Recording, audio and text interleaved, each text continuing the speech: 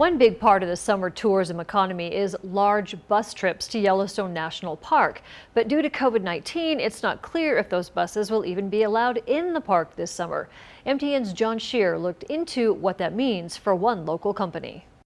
Buses like these are the backbone of tourism in Yellowstone National Park.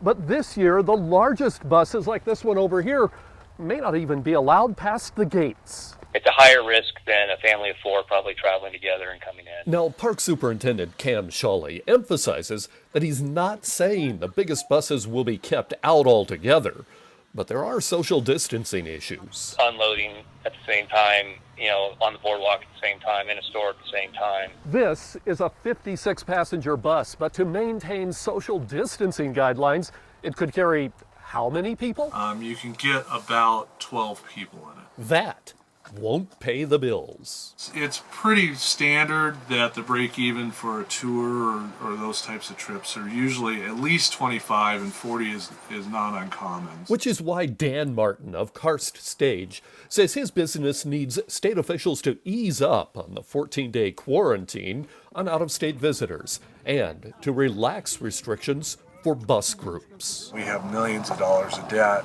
and every month we're having to pay those bills still. So he's taking steps to make the buses safe, like pulling out and sanitizing all the seats. He even bought a hospital-grade misting ionizer. It actually leaves some residue in the bus, and supposedly it lasts for up to a month. Martin argues crowd control is actually easier in a bus and better yet in a small van. So as long as you're keeping it, say, to 7 passengers or less, and everybody's wearing a mask, I think you'd probably be safe. Now, Martin says he has been lobbying both state and federal lawmakers, but says so far the response has not been that promising. In Bozeman, John Shearer, MTN News.